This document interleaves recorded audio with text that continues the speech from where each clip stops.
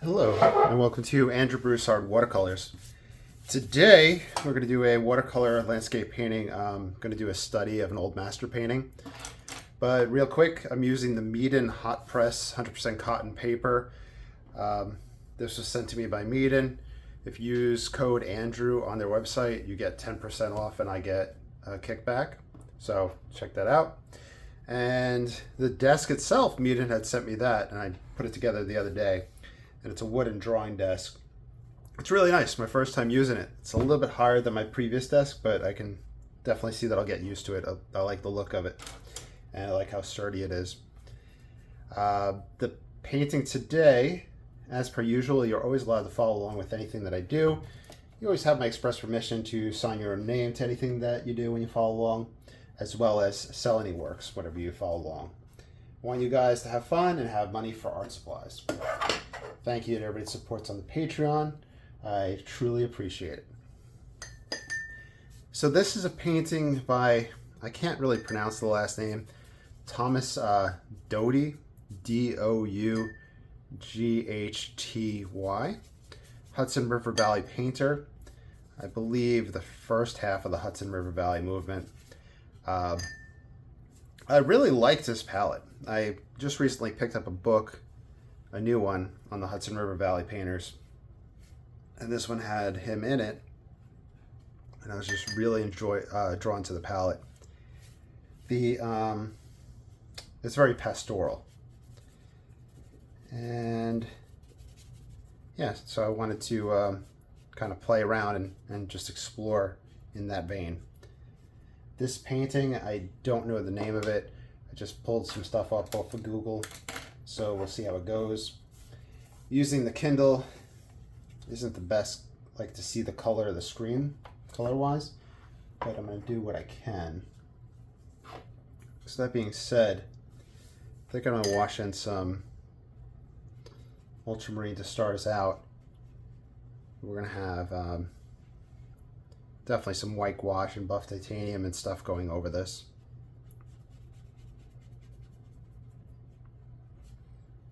I'm gonna put my earbuds in, but I'm gonna continue to talk while I'm painting. All right, I'm gonna go light with that. I think I'm gonna put this brush away.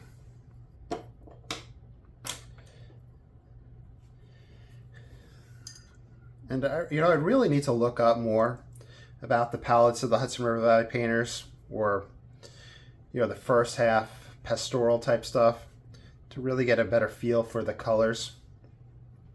I guess just because it's been a while and kind of migrated away at times, and you just need a refresher. So this is gold ochre. I've been using so much Naples yellow lately. I think we might shy away from that for this one.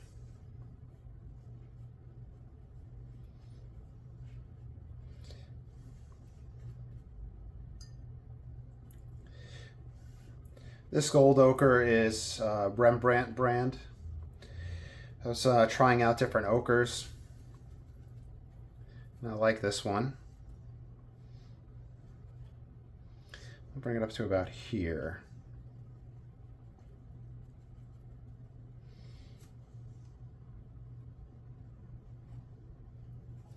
We're going to wind up having our tree in this region. Very Claude Lorrainian. For this one, I'm not going to do a dry off. I'll just start kind of mapping out in this fashion.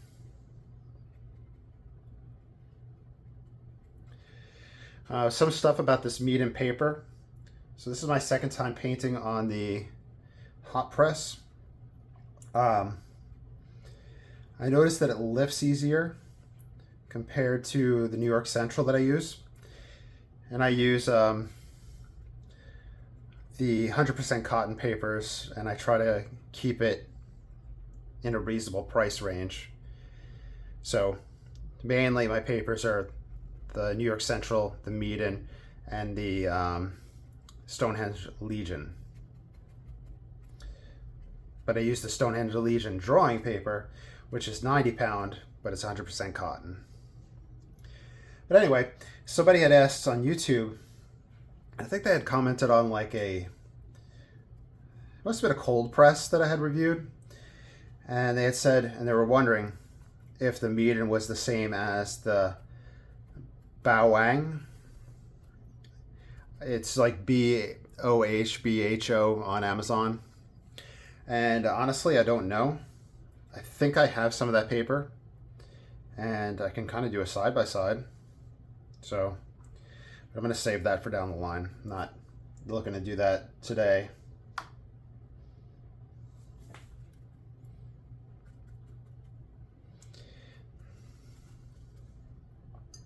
I absolutely love the rich darks that he has in this painting, in all of his paintings. So I really think that that draws me to it. I'm going to use the Daniel Smith Van Dyke Brown.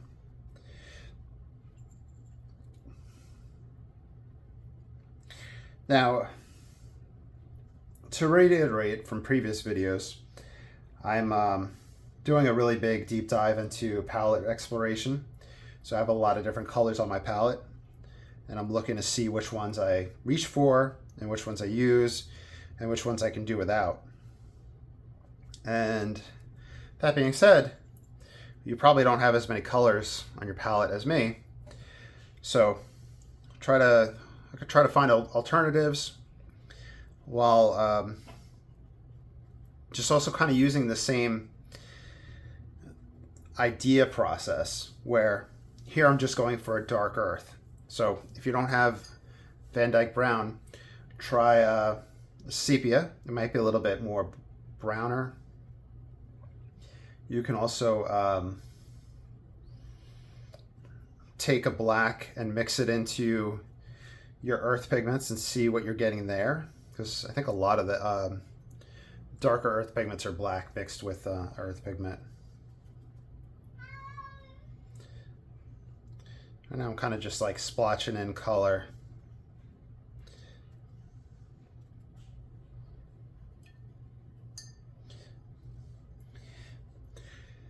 It's like a reddish green in some of these openings. I'm going to start with burnt sienna to see if that's what I vibe with. And being that these paintings are so dark, chances are the photographs of them and the images on the screen aren't really accurate. But I get to benefit from that because, you know, I like the darker, more moodier stuff. So it probably inherently leads me towards a more darker, moody palette than was even being used. And if that's the case, that's perfect for me.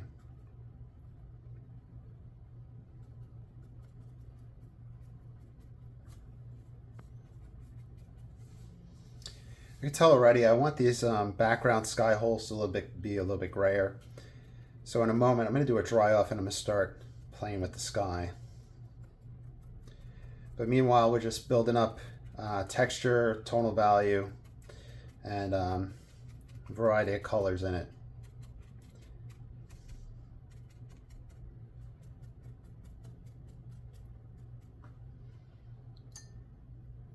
So I'm going to do a pause. I'm going to dry off. All right. I'm going to look at the sky. It's kind of like a pinkish, darkish, purplish ground, like a mauve. I do have this iron oxide on the palette. Might be a little off, but I think that might be a good use. I'm always trying to find use for this color. Because I mean, I find it interesting that it's, you know, an earth pigment and it kind of sits in those ranges, and it just has a more, you know, purpley hue to it. But oftentimes it almost seems a little like too purple, like outside the realm of the colors that I use. And it might just be the straight from the pan look, and maybe I need to pass some coats of other colors on top of it. But, at the end of the day, that's what painting is. It's just experimentation and learning. And if you get to the point, of being like an absolutely perfect painter, I don't think you'd be watching my videos. You'd be light years ahead of me. And if that's the case, awesome, good for you. That's really great.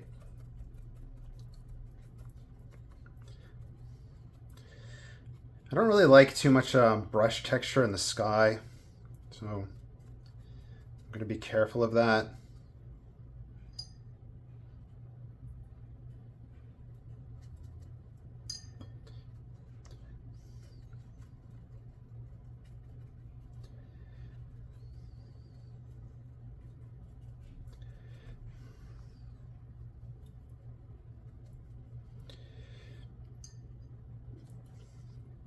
A little bit of buff titanium, a little too much.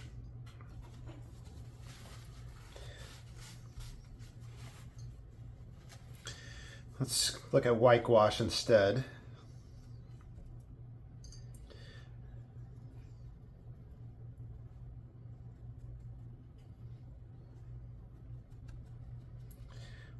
I'm going to want to push it bluer later on to push it back. It's coming out a little yellowy right now.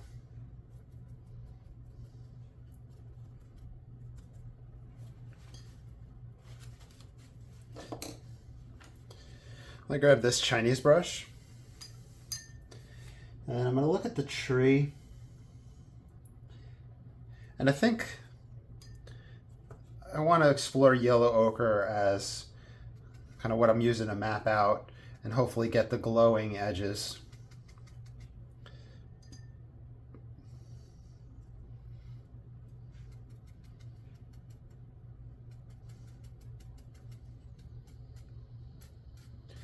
I wish I had better knowledge of when the cadmiums were entering the palettes. And I'm sure the cadmiums were on the palettes of like Thomas Moran, and I don't know, did Church have like the Red Skies? But Church was like the beginning of the movement. After this tonight, if I'm playing on the phone, I'll look it up online. I've been trying not to really play on my phone. It's just, leads down a rabbit hole of just anxiety. And I've been trying to work on that. By the CPAP machine, by the way, that's been working great. And I think that's like really had huge health positive changes. And be able to sleep at night and not my body trying to kill itself.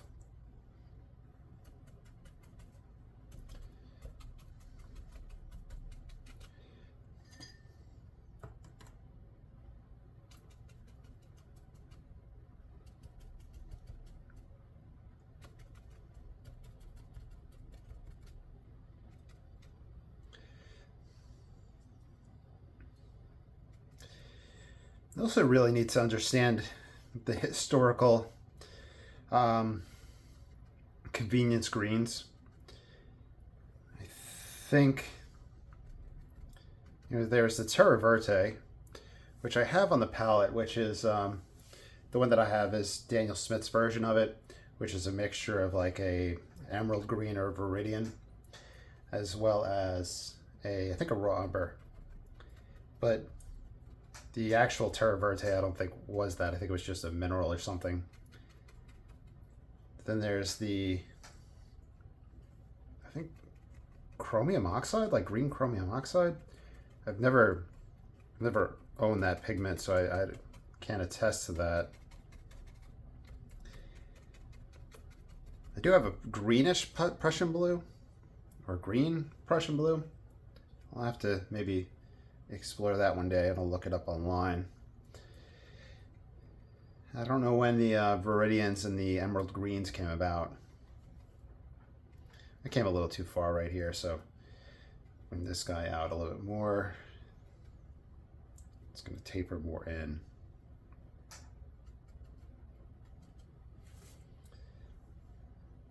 The buildup is definitely different on this paper than the previous pad I was using. And I think one of the big things with watercolor paper is that you're going to feel differences between papers, and you're going to find one you like, and that's what you're going to get used to. So find the paper, see if there's issues with it and what works for you. This is raw sienna.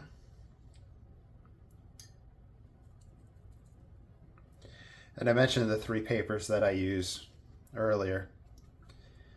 In the very beginning, I think I even did a video on it. I bought a whole bunch of different paper. Just kind of like slowly went through and experimented and played around with it. Like the 100% cotton Strathmore, the, what was the other ones? Like the different Fabrianos, Winsor Newton. I didn't like the Winsor Newton. I remember that being like thin feeling. And that's where I eventually settled on the I settled on the cold press, I think, for the Legion Stonehenge. But then from there, I was looking at toned paper. And there was like Bockingford toned paper, which is paper pulp. And it's absolutely, I think it's terrible. It just buckles really roughly on me. And I hadn't used it. And I tried out the Stonehenge Legion drawing tone paper, 90 pound, and that did better than the 140 pound paper pulp Bockingford.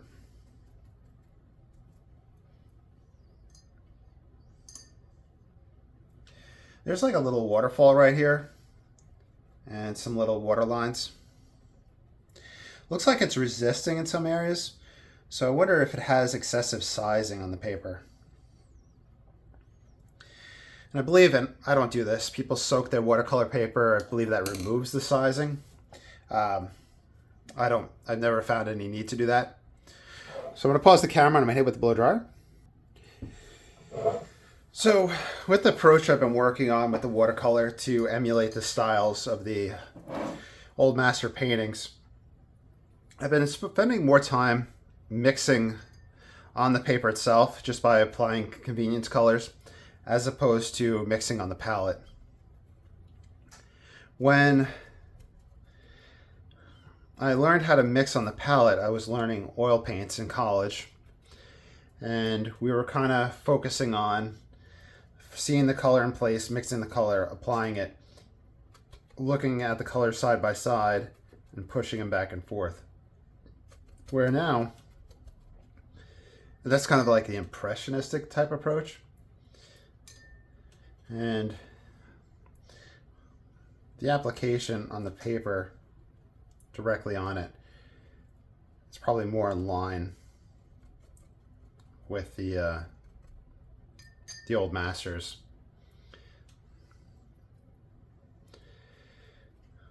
So for the longest time, they would do an underpainting in usually like a warm color. Some places you'll see that referred to, I believe, a grisaille. And then from there, this is gray titanium I'm putting on top. And then from there, they would then, glaze, scumble, and apply paint on top, either by creating layers that you can kind of see through, and that's with the oils, or passing opaquely, like gouache.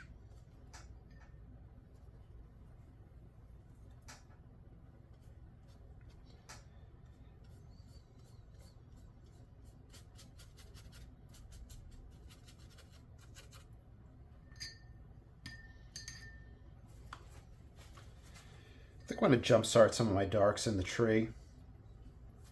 And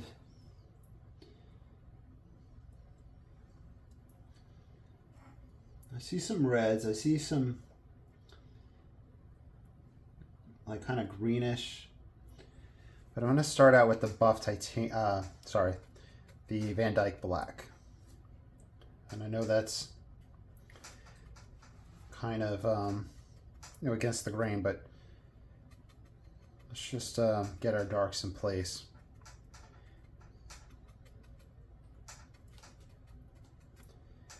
The dark in the pastoral paintings seems to center in the middle of the leaves, in the middle of the foliage.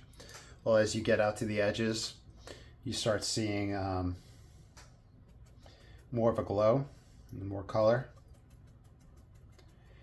And I think that would be because they're trying to emulate the thinness around the edges where light would go through and be more prone to showing color, while we would have less passages of light in the center of it.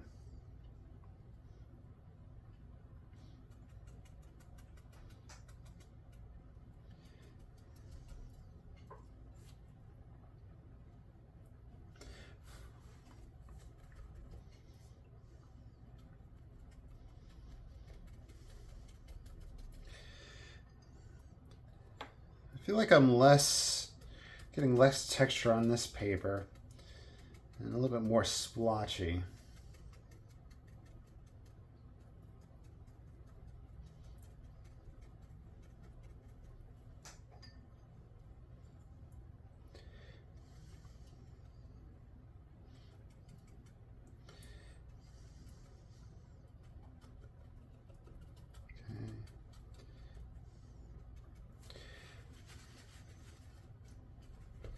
I can put texture in by lifting with the paper towel as well.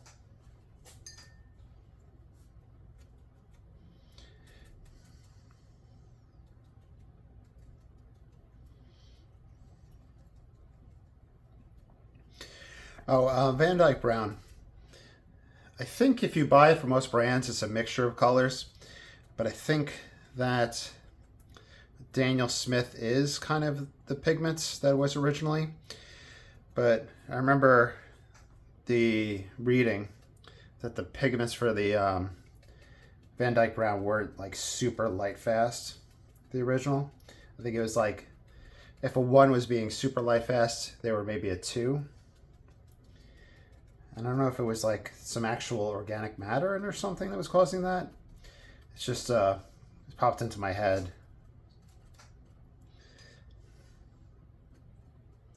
This is going to be further back, so really not going to see texture in it.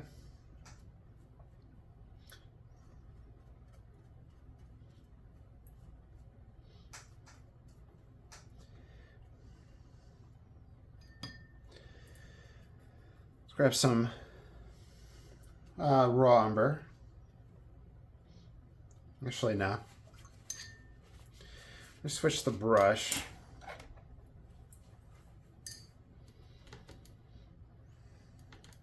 Burnt sienna.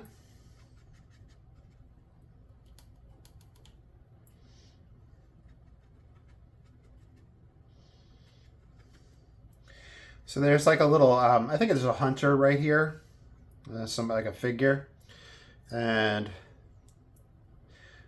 the plan is, eventually get to it and see what we can put in there. Yellow ochre.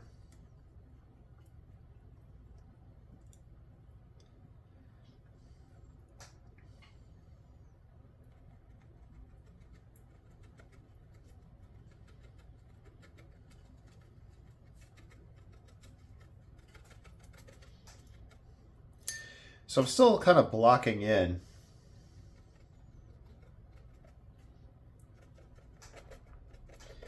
I haven't really timed how long the blocking in process takes me, but I feel like for this one it'd probably take about an hour at the pace that I'm going. There's some burnt umber.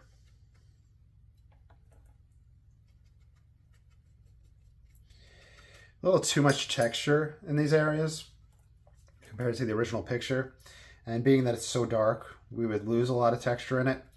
So we can kind of see the white of the paper in spots, so I'm mixing in that burnt umber to kind of mellow that out.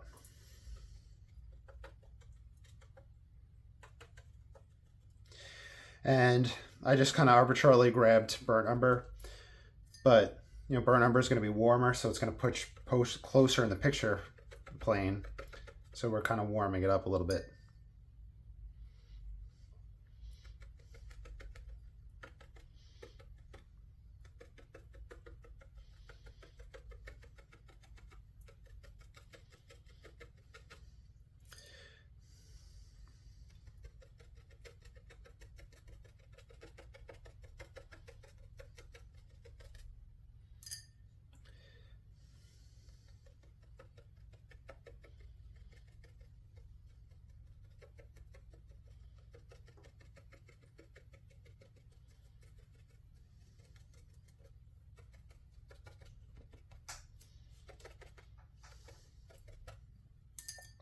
So I'll grab raw umber and use that same logic.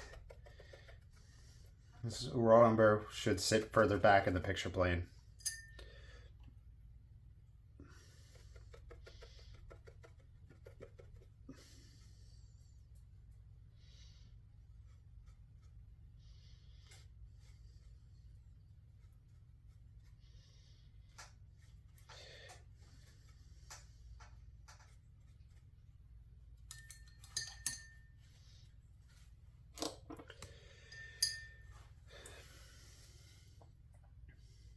There's like a little bit of greenish in here in some of the areas. And I mentioned that earlier that there's a little bit green. Let me just see a little bit of terra verte.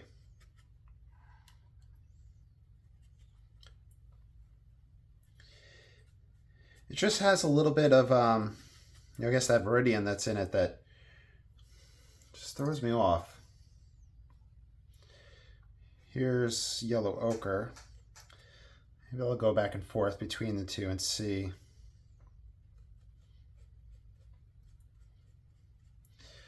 Might need to even mix some whitewash in there.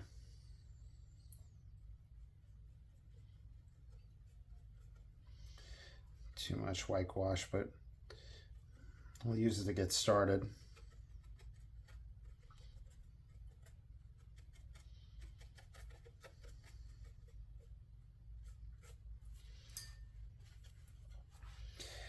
Oh, okay, so we can actually create some pretty easy marks right off the bat pretty quickly on this paper. So that's a cool plus. Using the back of the brush just to kind of open up some lines in it, create some textures, just part of the overall build of the painting. So I'm going to switch.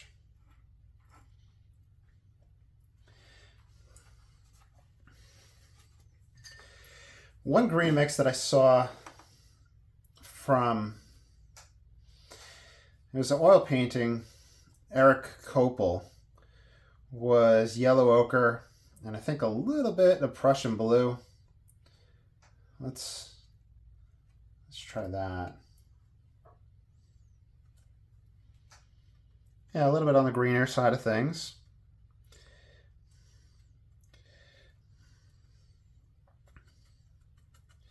Prussian blue was definitely, I think it was definitely on their palettes, so probably the synthetic ultramarine as well. I think that was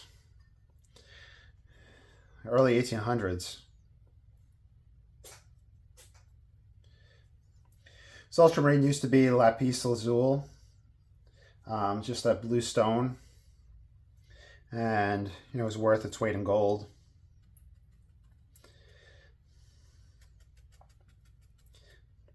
You could buy some like tubes with the original lapis lazuli in it, but I feel like I saw somewhere that didn't hold up as strongly.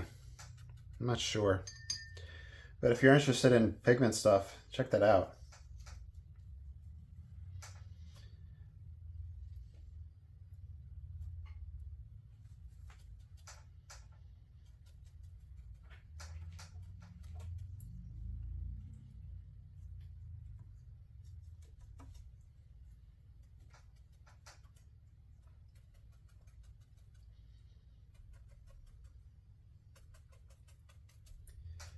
Definitely more solid edges, it feels like, in this painting, but I don't have that yet.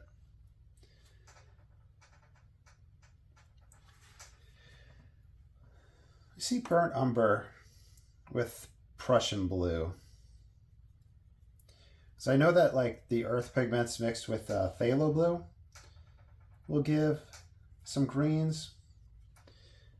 You can kind of use this to push a little bit of green.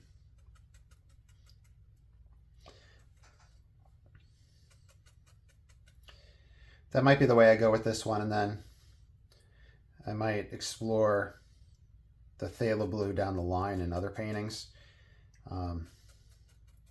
So the Prussian blue, from my understanding, is if it's kept in a dark place, it kind of changes a little bit. I don't know if it darkens, and then if it's put out in light, it kind of lightens up again. So it fluctuates over time, back and forth, depending on the lighting environment, which is pretty cool, I think.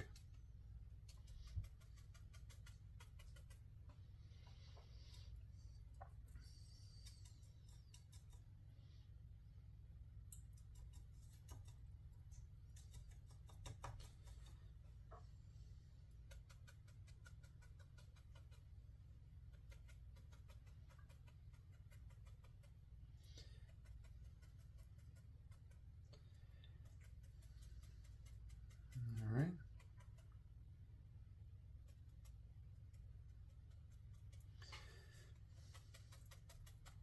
So the way it is now, it's going to build up to like kind of ethereal feeling in those spots where we have a lot of lost edges, but the painting doesn't have that. So I'll see if I can push it, and if I like the results with sharper edges. Burnt sienna with Prussian blue.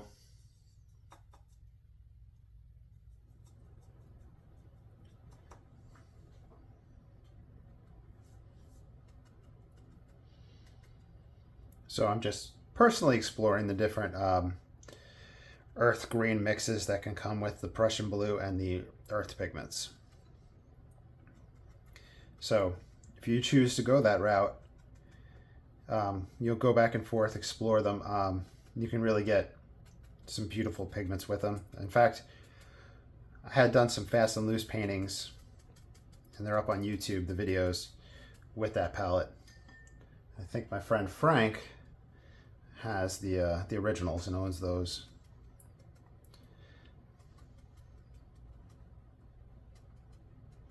I went a little too splotchy. I wanted a little more texture.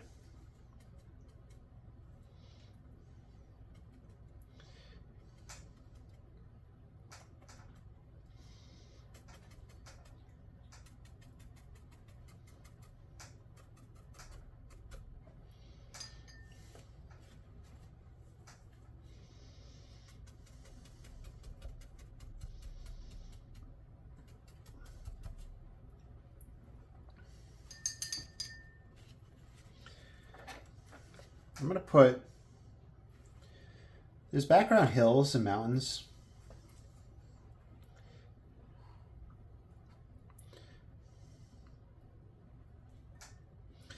Let's mix, I'm going to use ultramarine with, I haven't mixed this color in a while, and I talked about at the beginning of the painting how I haven't really been mixing. But a little bit of ultramarine with a little bit of a earth red gives a good receding purple. But I'm going to wind up washing over it with white gouache, like the painter did with white oil. Oh no, I didn't reset the camera after the previous dry off, so we missed some stuff. Sorry about that. I'll make it up to y'all.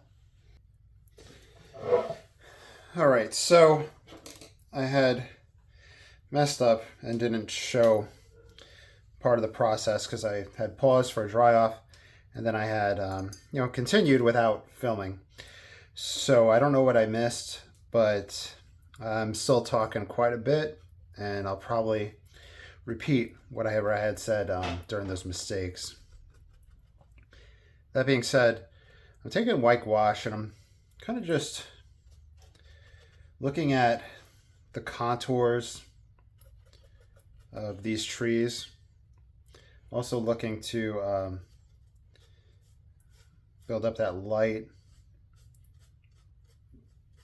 within the oil paintings, they would paint the scene, paint the background, and then just paint white paint on top of it to push it back. So we can do that with our white gouache. With watercolor, you can argue that thinning the paint down is what you need to do that, to show the white through it. But with the way I'm approaching it, it's just a different approach than what is currently traditional watercolor, or at least what we might see as common.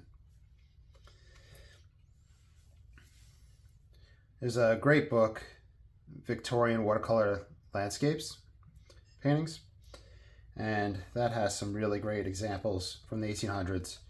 Some of them painted in styles that we identify today that are used, while others are, painted so much and layered so much that they're like started cracking because there's so much paint on top of the paper.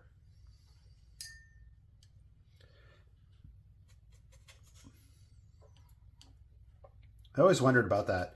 How much watercolor, how much gouache leads to the point of giving, cracks.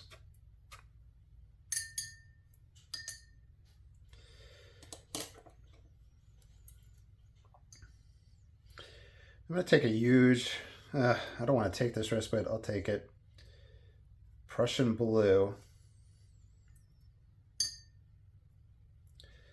I want to see how that lightens up in these spots. I think it's more of an ultramarine blue that's used. I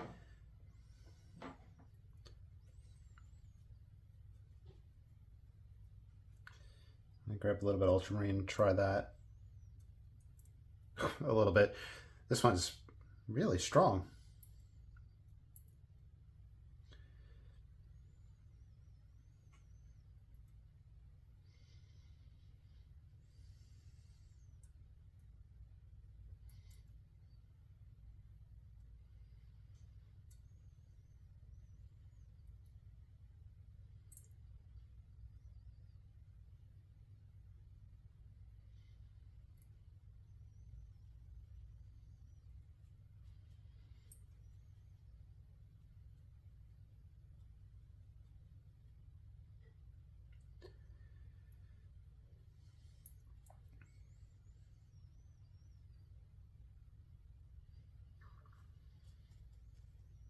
Okay.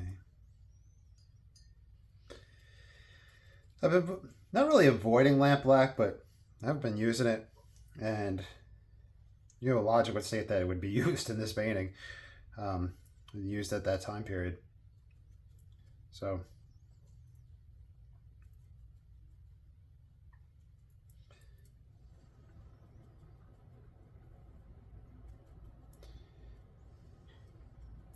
even though I'm kind of like blocking it in on top of what's already there, my goal is that it'll be semi kind of glazed on top, and it'll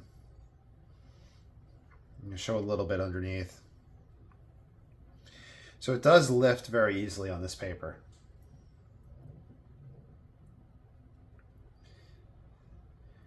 Which I think is sizing.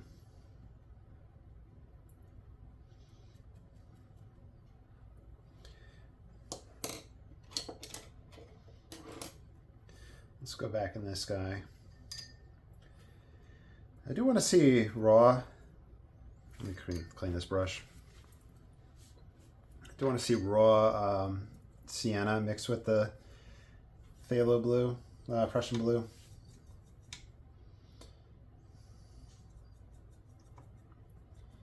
Let me get a green there too. I don't know if I had made that mix earlier.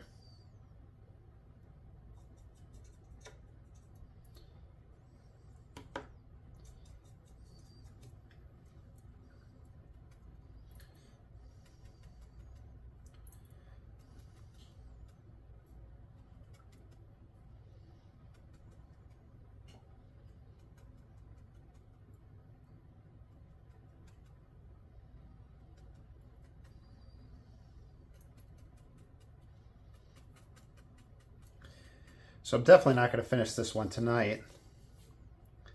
And I'll be back with a part 2. But I still have some energy in the tank, so I'm going to keep going.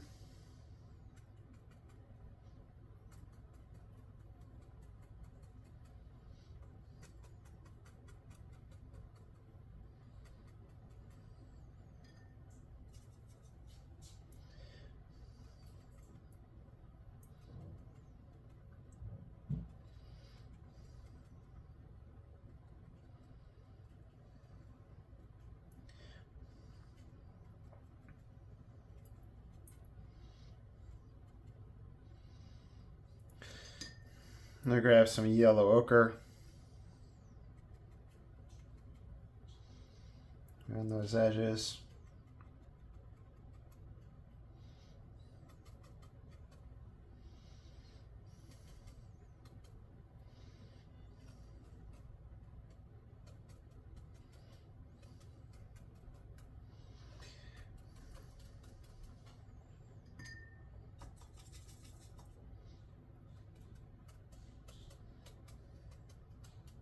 So it lifts up very easily, this paper, and I don't know if I like that.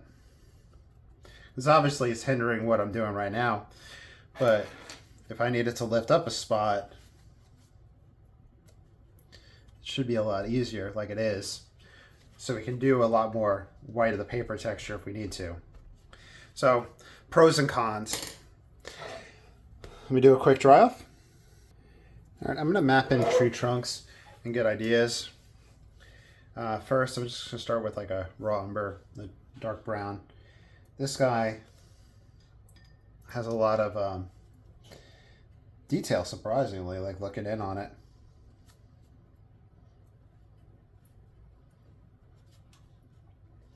Which I don't see when zoomed out.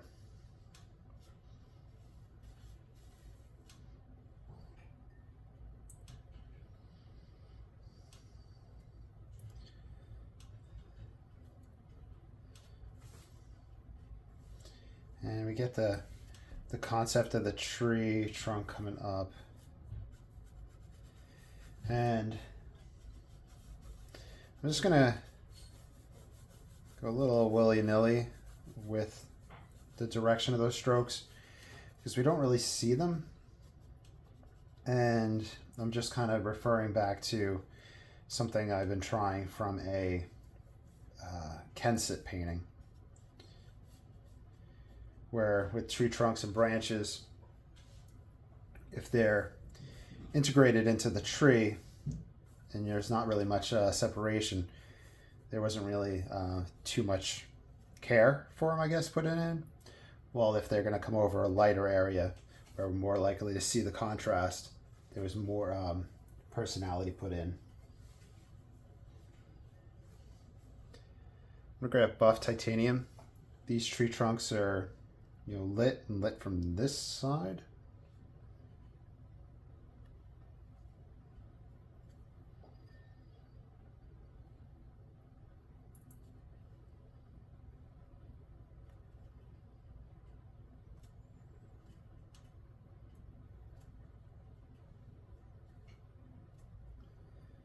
We have that one there.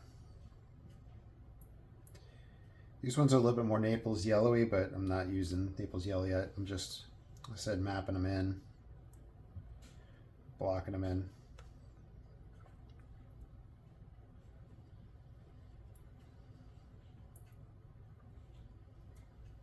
Okay, so this tree is big. He's takes center stage. This is obviously like the center of interest, light coming in.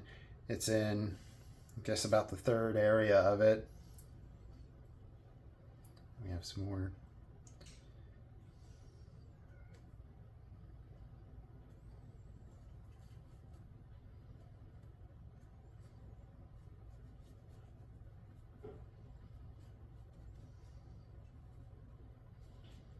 All right, so I have an idea for those.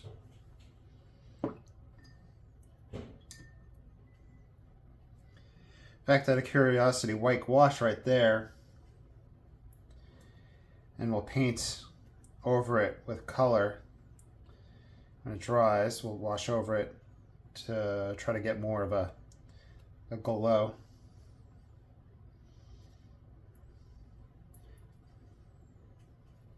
There's a tree that comes over him like this.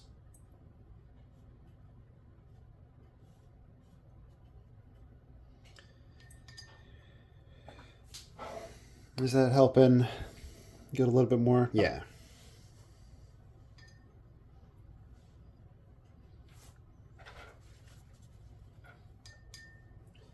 I'm going to go Naples yellow. I want to splay my brush.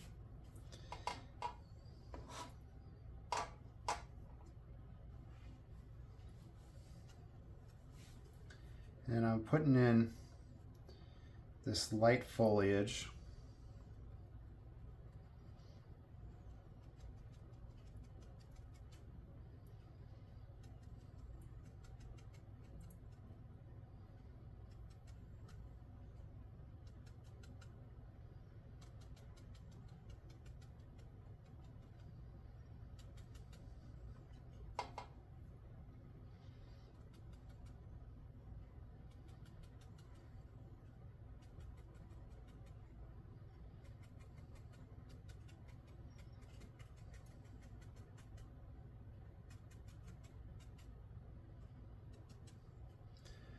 I'm going to introduce some gold ochre in there.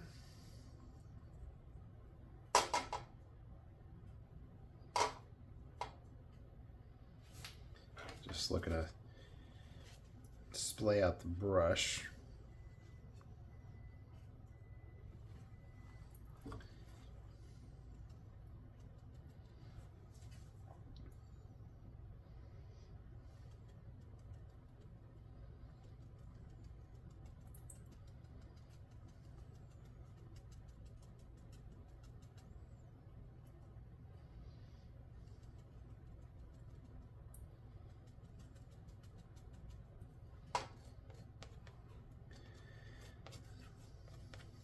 A little texture.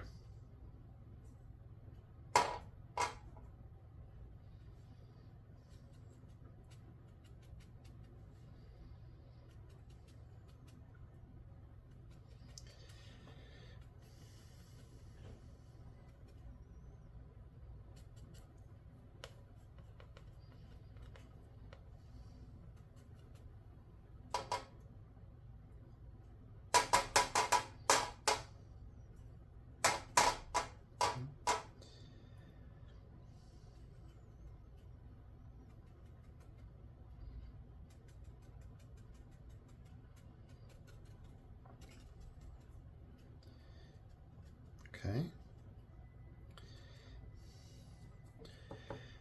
Raw sienna.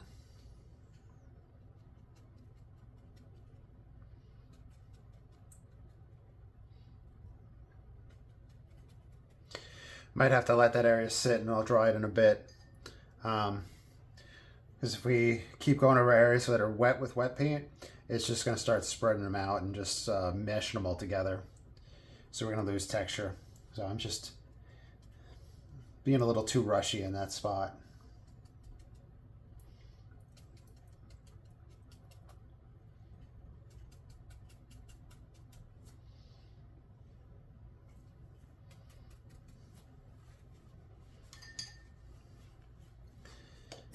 Let me grab this guy.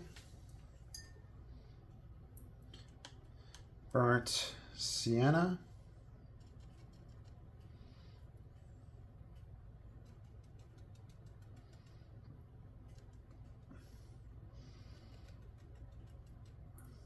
And it pushes towards a dark. So I'm going to mix burnt sienna with the Prussian blue, see what that gives me. Yep, dark green. And I'll put that dark on this side.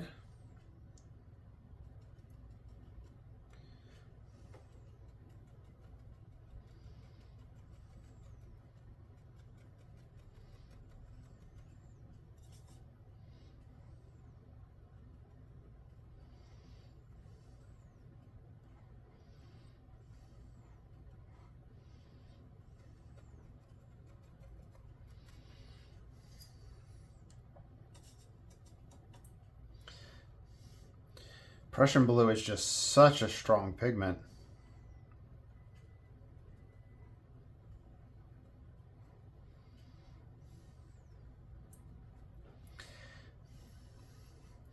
Now, I don't know if he like individually painted each leaf.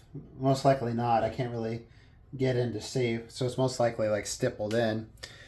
And it's most likely a larger painting too. This is 8 by 10. It's probably, the one that I was looking at earlier today was a 30 something by 40.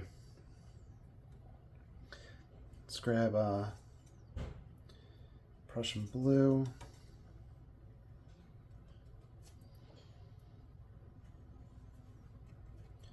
You see how it's like rounded like that? I want to break that up.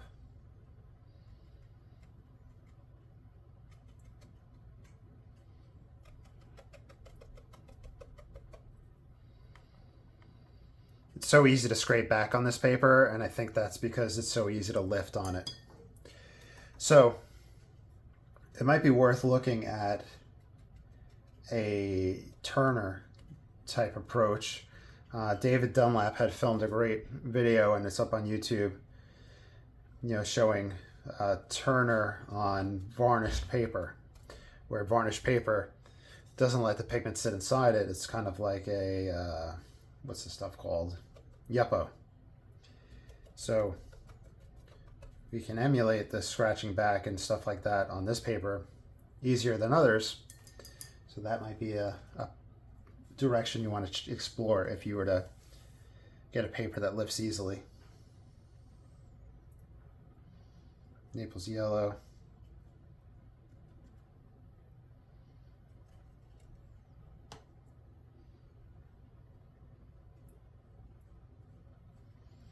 Naples yellow on the tree trunks.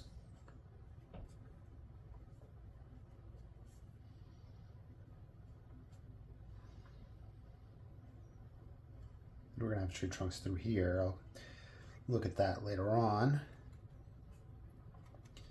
Catch light on this side. So like our lightest light, kind of like an absence of light, seems to be where we have the light coming from. Absence of color, sorry. I don't know if I had said one thing. I think I want to do a quick dry off. So we did a light wash right here. Application of gouache with the main goal of taking a pigment. I'm going to take yellow ochre and passing that over on top. Okay, so a few things. The white gouache disturbs very, very easily, so I should have dried it off a lot more. And I should have only done one pass, but we live and learn. Yellow ochre.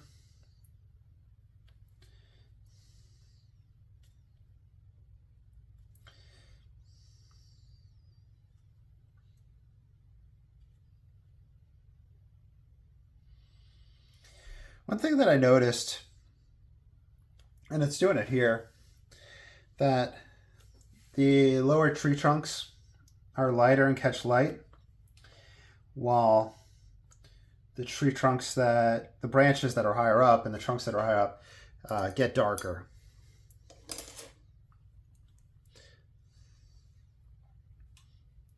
So I'm going to grab, I've just been using raw umber.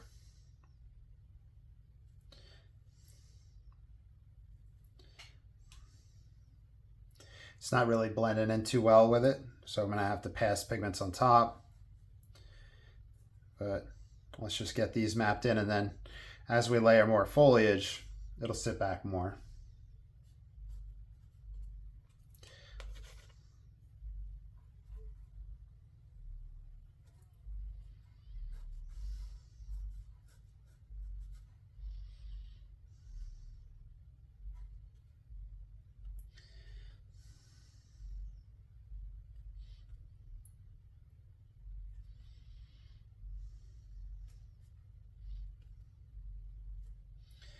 I'm going to darken this side of the tree. I'm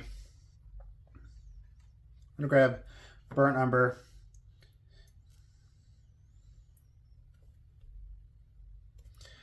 Grab some lamp black.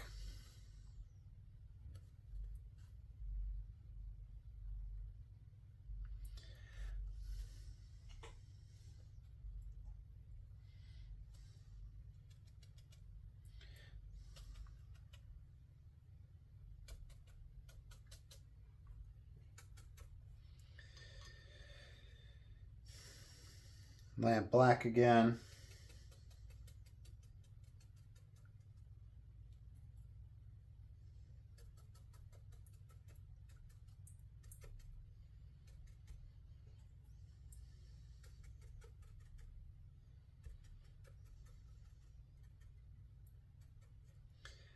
So the papers definitely feel like it's working against me in the darker passages, like with my approach to building up pigment. See how it's like lifting right there.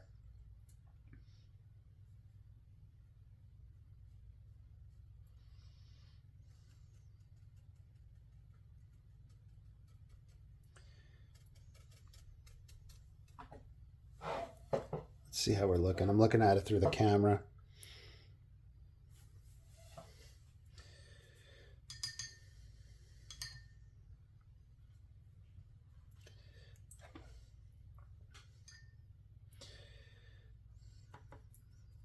Raw sienna, Prussian blue,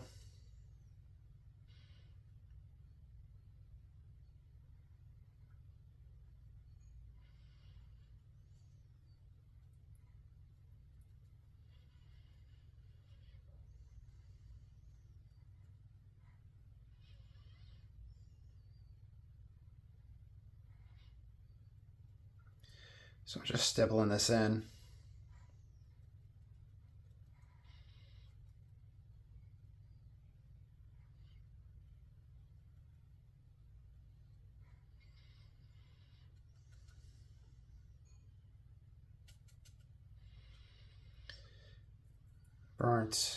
Raw sienna.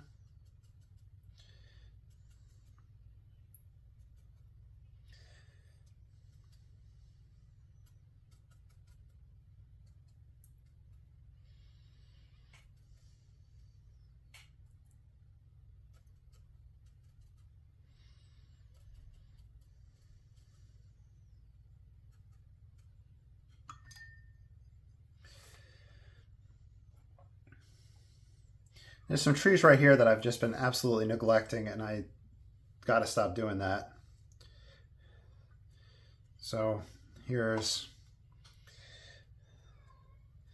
yellow ochre.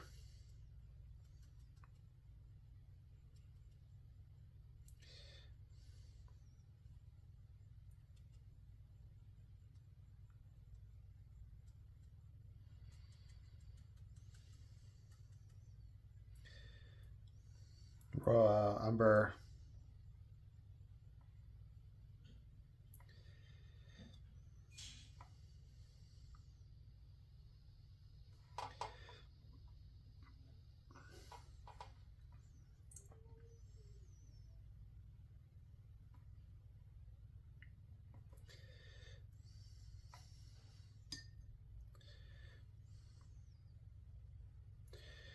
Yellow ochre.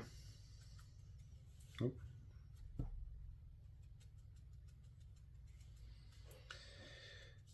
It gets the idea in place.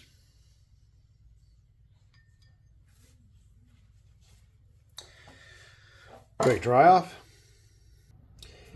All right, so what's kind of killing me right now is the splotchiness and being able to see some stuff through this. So I'm gonna grab this guy.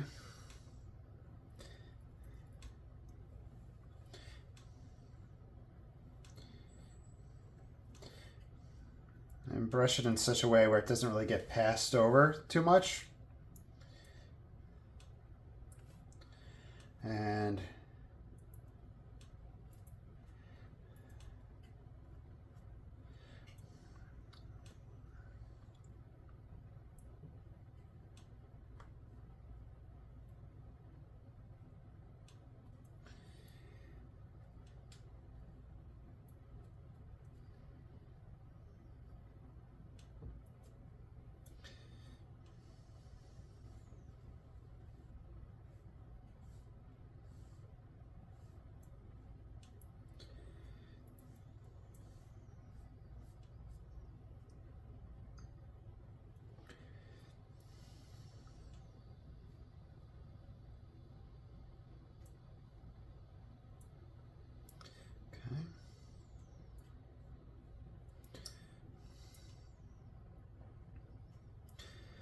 You can see the silhouette of bushes.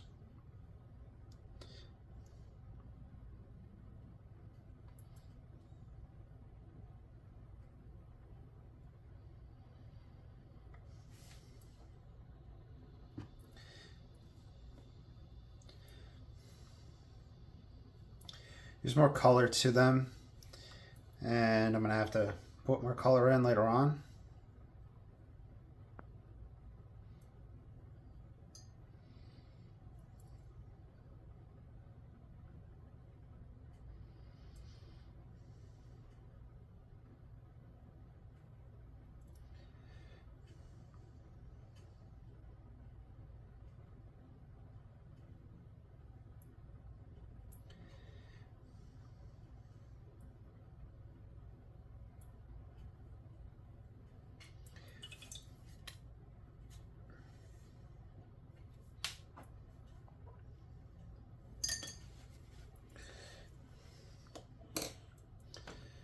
Let me see.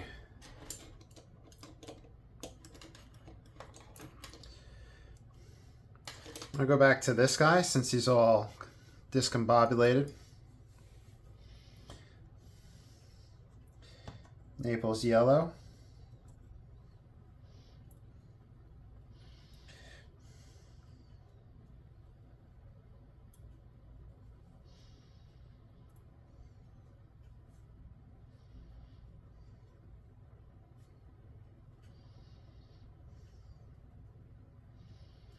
The Naples yellow light shows up here.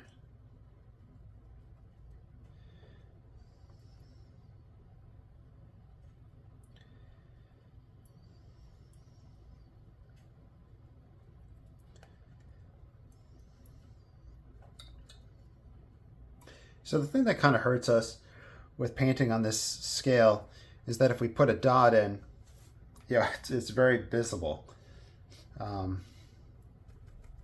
So these dots in here, you kind of look like I'm trying to do the individual leaves, where in actuality there's a lot more leaves in there. So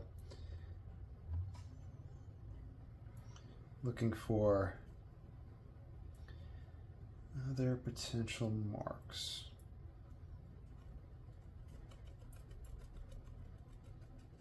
For instance, passing this guy over here, set some of those back.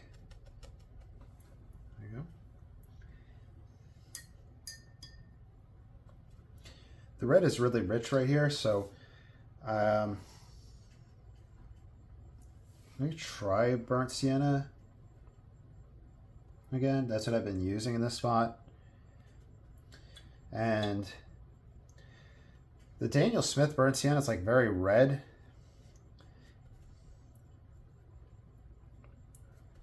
Where I feel like the burnt siennas that I've used for other brands are more like a brown red. Raw sienna.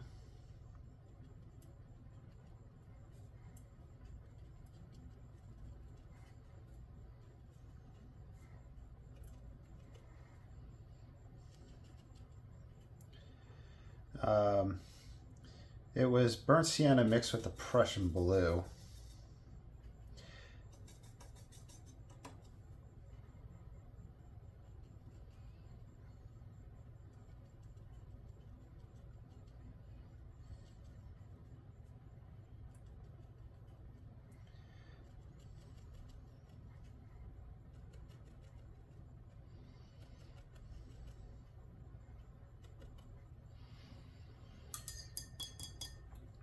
Grab Convenience Gray. Oh, still had other pigment on there. In fact, let's take advantage of the paper lifting. Open up that area.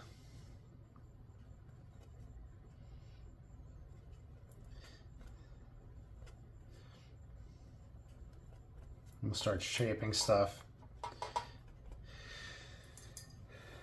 Now, this is where I guess it's kind of a little dangerous for me, because being able to do this on this paper and maybe not having the ease on a different paper, and if I don't continue to use this paper, then there's, you know, if I build up a technique and then I can't really apply it to other paper.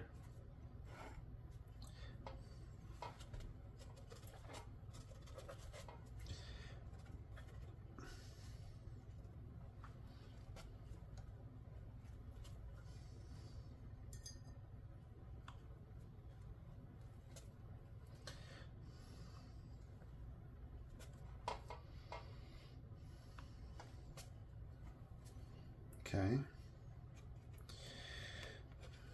Burnt sienna.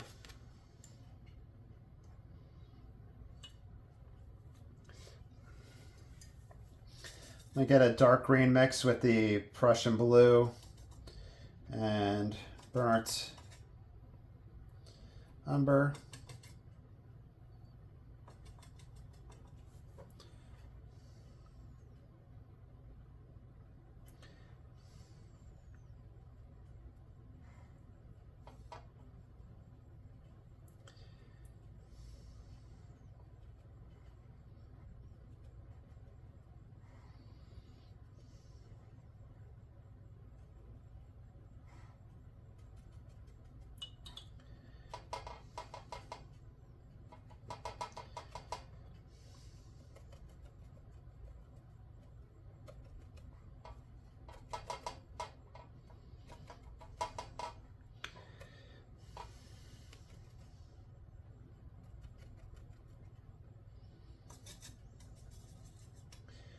A little bit more on the burnt umber side.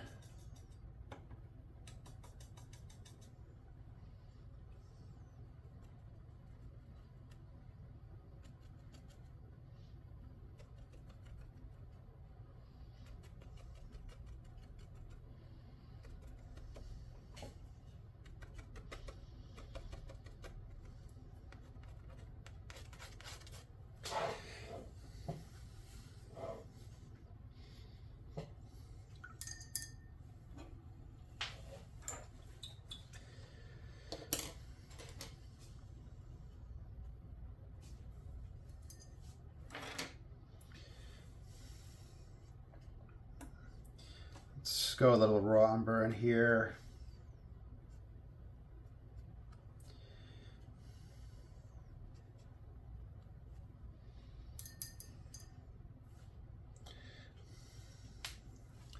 Just a little bit burnt umber.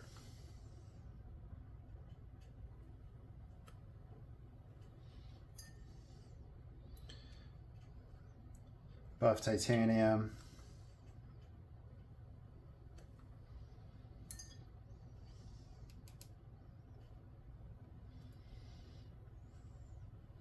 Raw sienna. Just exploring these colors in here.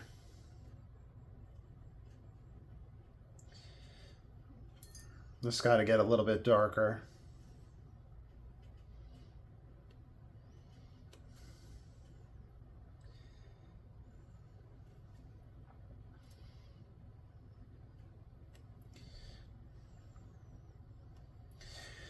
And when they go up into the trees, they get darker.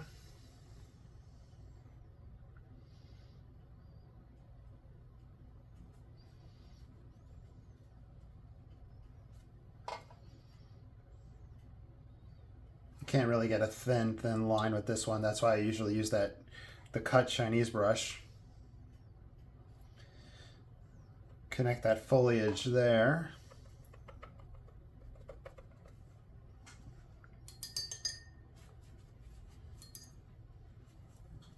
Use the brush. Let's lift. And here's Convenience Gray.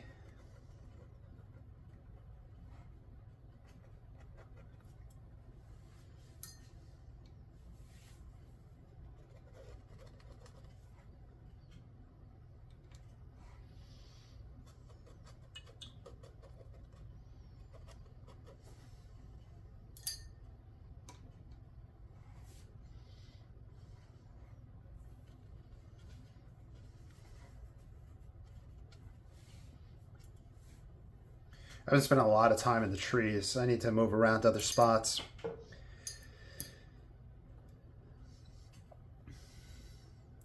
raw sienna.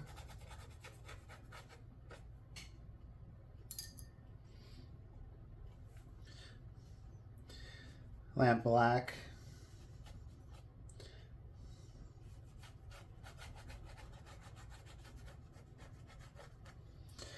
So this is water right down in here with a waterfall. And I could see burnt umber in there.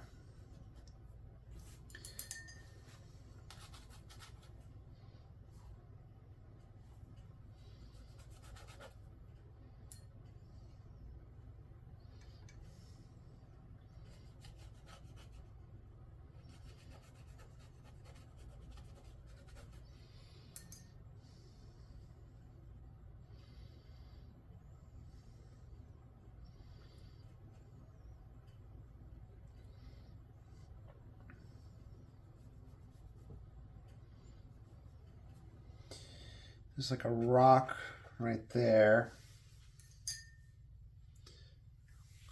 And the water comes here and here.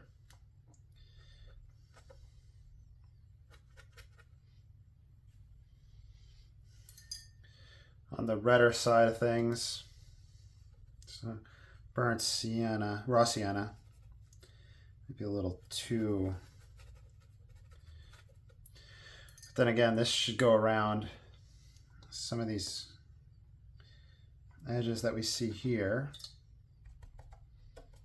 Starts pushing that in.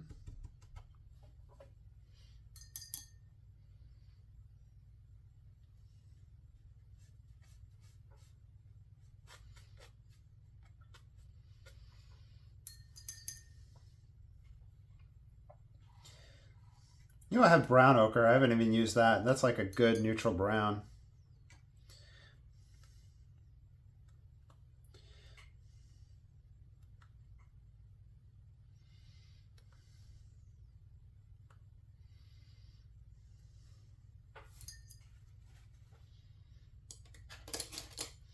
There's a bunch of little branches and twigs in here.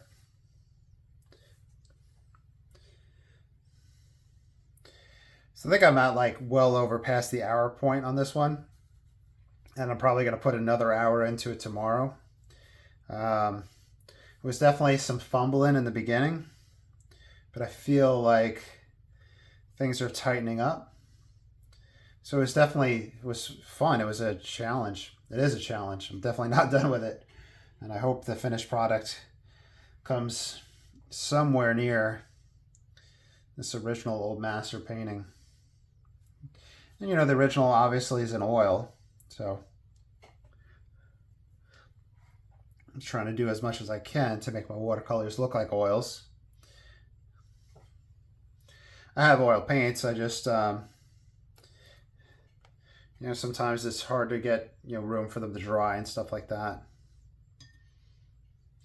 But I do have the art studio that we built, and you know, just got to build one more table and some other stuff in there, but I think we'll be able to start using that for painting.